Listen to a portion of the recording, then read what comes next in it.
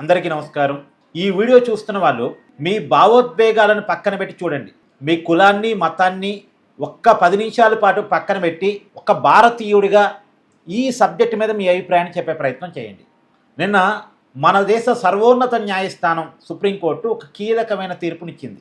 హిందూ మతంలో దళితులుగా ఉన్నవాళ్ళు వేరే మతంలోకి వెళ్ళిన తర్వాత, అంటే ప్రధానంగా క్రిస్టియానిటీలోకి అనేది నిన్న జరిగిన చర్చ, వేరే మతంలోకి అంటే కులాలు లేని మతంలోకి వెళ్ళిన తర్వాత ఇక్కడ కులం కారణంగా వస్తున్న రిజర్వేషన్లు కావచ్చు, కులం కారణంగా వస్తున్న హక్కులు కావచ్చు, అవన్నీ కూడా మతం మారిన తర్వాత వర్తించవు అనేది నిన్న సుప్రీంకోర్టు చెప్పిన తీర్పు. ఆ తీర్పు చెప్పటానికి ఉన్న కారణం ఏంటంటే, ఉమ్మడి గుంటూరు జిల్లా బాపట్ల దగ్గర ఆనంద్ పాస్టర్ అనేటువంటి ఒక వ్యక్తి ఒక చోట చర్చి కట్టాలని అనుకున్నాడు. అతను అక్కడ చర్చి కట్టడాన్ని అక్కడ స్థానికులు రామరెడ్డి గారు వాళ్ళు మిగతా వాళ్ళు వీళ్ళంతా అడ్డుకున్నారట. అయితే ఈ ఆనంద్ గారు వాళ్ళందరి మీద ఎస్సీ అట్రాసిటీ కేసు పెట్టారు. ఆ కేసు పెట్టడం అసలు ఈ కేసు చెల్లదు. అతను హిందూ మతంలో ఉన్నప్పుడు ఎస్సీ అయితే కావచ్చు, కానీ అతను మతం మారాడు. 10 సంవత్సరాల క్రితమే మతం మారాడు. అతను పాస్టర్గా క్రైస్తవ మతంలో ఉన్నాడు. అతను దళితుడు అంటేంది? క్రిస్టియానిటీలో కులం లేదు కదా. కాబట్టి అతను మా మీద పెట్టినటువంటి ఎస్సీ యాక్ట్ చెల్లుబాటు కాదు అంటూ ఆంధ్రప్రదేశ్ హైకోర్టుని అప్రోచ్ అయ్యారు. ఆ రామరెడ్డి వాళ్ళందరి మీద పెట్టినటువంటి ఎస్సీ కేసుని కోర్టు కొట్టివేసింది. మతం మారిన తర్వాత దళితులుగా హిందూ మతంలో ఉన్నటువంటి ఆ రిజర్వేషన్, ప్రభుత్వం కల్పించినటువంటి రిజర్వేషన్ కావచ్చు, హక్కులు కావచ్చు, ఇవన్నీ వర్తించవు అని చెప్పింది. దీన్ని సవాల్ చేస్తూ ఈ ఆనంద్ పాస్టర్ గారు సుప్రీంకోర్టుకి వెళ్ళారు. సుప్రీంకోర్టు కూడా ఆంధ్రప్రదేశ్ హైకోర్టు ఇచ్చిన తీర్పునే సమర్థించింది. మతం మారిన తర్వాత కులం ఆధారంగా వచ్చినటువంటి రిజర్వేషన్లు, హక్కులు వర్తించవు అని చెప్పింది. అసలు నిజానికి రిజర్వేషన్ ఎందుకు ఇస్తున్నారు? భారతదేశంలో ప్రాచీన మతం అనేటువంటి హిందూ మతంలో కుల వివక్ష ఉంది. దళితులను, గిరిజనులు, అగ్రకులాలు వివక్షకు గురి చేశాయి, వాళ్ళని తక్కువ చేశాయి, వాళ్ళని చదువుకొని లేదని చదువుల్లో రిజర్వేషన్ పెట్టారు, వాళ్ళకి ఉద్యోగాలు చేసే అవకాశం చాలా కాలం పాటు రాలేదు కాబట్టి ఉద్యోగాల్లో రిజర్వేషన్ పెట్టారు. తర్వాత వాళ్ళని కులం పేరుతో దూషించడం అనేది ఉంది కాబట్టి ఎస్సీ అట్రాసిటీ చట్టాన్ని తీసుకొచ్చారు. అంటే కులం అనేది భారతదేశంలో ప్రముఖంగా ఉంది కాబట్టి, పుట్టుకతోనే కులం వస్తుంది కాబట్టి, పుట్టుకతోనే కొంతమంది వివక్ష గురిగా పడుతున్నారు కాబట్టి, వాళ్ళ రక్షణ కోసం, వాళ్ళని కాపాడటం కోసం, వాళ్ళని అభివృద్ధిలోకి తీసుకురావటం కోసం, పుట్టుక కారణంగా, పుట్టుకతో వచ్చే కులం కారణంగా ఏ ఒక్కళ్ళు కూడా వివక్ష గురి కాకూడదు అనే కారణం చేత రిజర్వేషన్ సిస్టమ్ తీసుకొచ్చారు. ఈ రిజర్వేషన్ సిస్టమ్ అమలు అవుతూనే ఉంది. అసలు నిజానికి రిజర్వేషన్ సిస్టమ్ కొన్నాళ్ళ కోసం తీసుకొచ్చారు, దాన్ని కంటిన్యూ చేస్తూనే ఉన్నారు. ఈ రిజర్వేషన్ సిస్టమ్ మీద కూడా అనేక రకాల విమర్శలు కొంతమంది చేస్తూ ఉంటారు. అగ్రవర్ణాల్లో పేదలు లేరా, వాళ్ళకి అవకాశాలు రావట్లేదు కదా, పేదరికం బేస్ మీద పెట్టండి రిజర్వేషన్లు అని వాదించే వాళ్ళు ఉంటారు. సరే, అదొక రకమైన వాదన. అయితే ఇప్పుడు ఇదంతా కూడా రిజర్వేషన్ ఎందుకు తీసుకురాబడింది?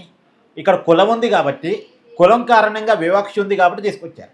ఇప్పుడు వీళ్ళు మతం మారిన తర్వాత క్రిస్టియానిటీలో కులం లేదు, ఇస్లాంలో కులం లేదు. కులం లేనప్పుడు కుల వివక్ష ఎక్కడిది? కుల వివక్ష ఆధారంగా రిజర్వేషన్లు రావటం ఎక్కడిది? అసలు ఇక కుల వివక్ష ఆధారంగా వచ్చినటువంటి హక్కుల్ని ఇంకా వాళ్ళు అనుభవించడం ఏంటి? కులం వద్దనుకుని ఆ మతంలోకి వెళ్ళిన తర్వాత, ఆ మతంలో కులం లేనప్పుడు కులం కారణంగా వచ్చినటువంటి రిజర్వేషన్లని వాళ్ళు అనుభవించడం ఏంటి అనేది చాలామంది లేవనెత్తున్న పాయింట్.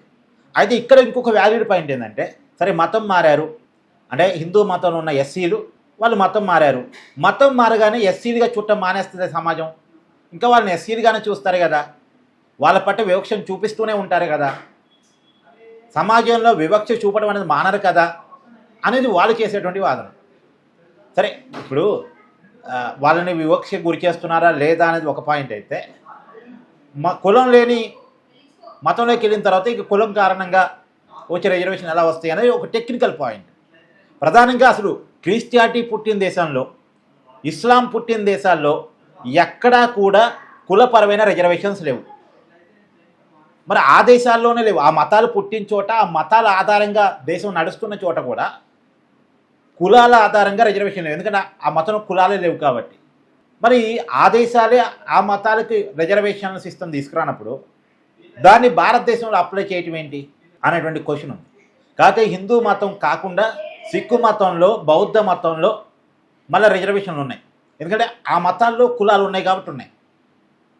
ఇప్పుడు ఈ కులాల ఆధారంగా ఇచ్చే రిజర్వేషన్లు కులాలు ఉన్న మతాల్లోనే అప్లై కావాలి అనేటువంటిది నిన్న సుప్రీంకోర్టు తీర్పు ద్వారా మనం అర్థం చేసుకోవాలి. సో ఏది ఏమైనా ఇప్పుడు మతం మారితే, ఇప్పుడు సహజంగా ఎక్కువ మంది మతం మారేది దళితులే.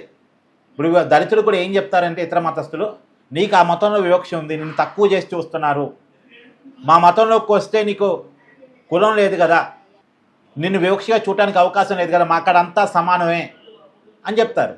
మరి అంతా సమానమే అని తీసుకున్న తర్వాత ఇక్కడ కుల వివక్ష ఎక్కడిది? కులం కారణంగా వచ్చేటువంటి హక్కుల వాళ్ళకి ఏమవసరం అనేటువంటి చర్చ మాత్రం బలంగా ఉంది.